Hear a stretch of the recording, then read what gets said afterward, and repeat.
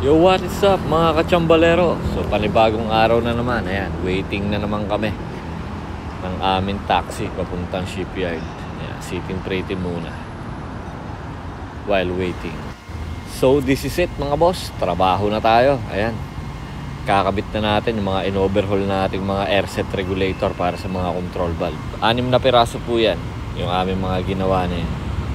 Ganyan lang naman kasimple yan. Kakabit mo lang yung 3 bolt, tapos kabit mo yung connection ng hangin, adjustment. Ayan, gamit yung aming special na ginagamit, yung Fluke 789. Pwede nyo pong i-research kung magkano ang presyo nito. Napakamahal po nito mga bossing, hindi po biro itong gamit namin na tool na ito. Para lang siyang multi-tester, pero siya po ay signal generator, process meter. Gamit po yan ng halos karamihan sa mga technician. Yan po talaga ang ginagamit, lalo na sa mga power plant. So dito sa barko ginagamit po namin yan. Ayan. Gamit lang po yung signal generator, kaya mong pagalawin yung isang control valve, no? By means of 40-20 milliampere. Yan na po yung 0 to 100 nya, 4 to 20 milliampere signal generator mga boss. So ito naman po, next procedure tayo. Ito naman yung tinatawag namin ng filling up of ethylene glycol sa fuel line. Ang ginagawa po nitong ethylene glycol na ito ay para siyang bleeding. Kumbaga sa motor ay nagbi-bleed tayo ng coolant.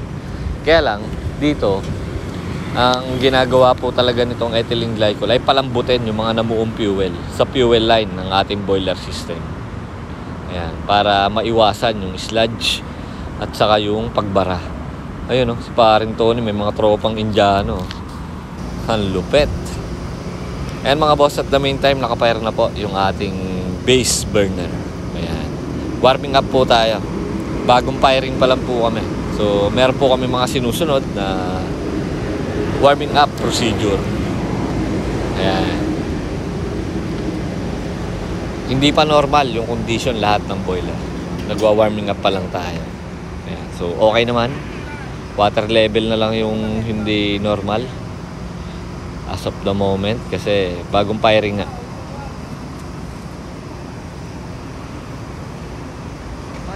Yes, parang Tony, nagmamando, mga tropa niyang Indiano.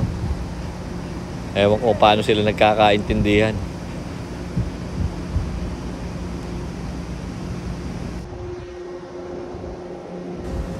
So ayan mga boss, napakita ko lang sa inyo.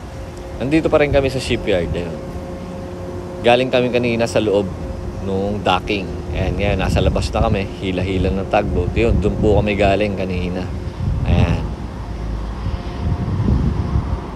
Mamaya, ipa-flood out nila yan. Naalisin nila yung tubig dyan sa loob ng docking. Kasi may papasok na naman dyan bago na gagawin. So ngayon, dito, mag-alongside kami sa likod nito. Sa likod ng Libson. Hindi naman kami masyadong lumayo kasi napakalaki po nitong shipyard na ito. Grabe. Buti hindi kami masyadong lumayo at sobrang layo po ng aming lalakarin kung sakali. Ayun yung tugboat. Hila-hila ang BLCC na ito. Waiting tayo na makapag-alongside para makababa na tayo at makabalik sa hotel. Kasi ilalagay pa nila yung gangway, so medyo matagal. Habang nilalagay nila yan, balik muna ako sa taas at kami may gagawin pang trabaho. Yung mga crew, yung mga taga-deck, ayan sila, naka-standby.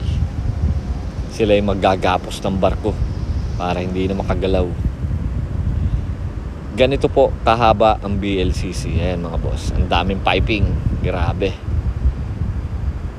Napakalapad, napakahaba, halos hindi mo matanaw yung harapan. Kung hindi ako nagkakamali mga boss, almost 400 meters ang haba nito. Kaya kung pupunta ka sa unahan, may nalimutan ka, babalik ka, sobra grabe ang pawis mo na abutin. Mga boss, napakalaking barko. Very large crude carrier. So sa ngayon mga boss, nandito ako sa CCR. CCR meaning Cargo Control Room, no? Which is ang in charge ay si Chief Officer. Yan. Dito po ang aming ginagawa ngayon ay yung IGS, Inert Gas System ng BLCC. Ayan mga boss, yung panel. Isi-simulate po namin ito. Simulation meaning walang contact sa motor. So ang ginagawa namin mga boss, niraran namin yung system ng walang contact. Kumbaga naka-bypass para ma-check namin yung mga set point, alarm, trip, reset point ng bawat pressure switch, transmitter at ng iba't ibang mga klaseng sensor. Kasi sobrang importante po niyan mga boss. Parang sa motor din.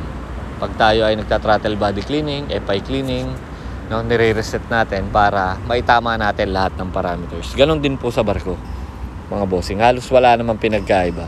No? Magkakaiba lang ng proseso na ang ginagawa. Papakita ko lang sa inyo kung gaano kalaki yung CCR. Ayan. Ganito po kalaki yung cargo control room.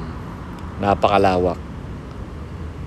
Dito lahat nagaganap yung proseso, no, ng discharging, loading, etc. etc. Lahat nandito yan. Mga CCTV nandito rin.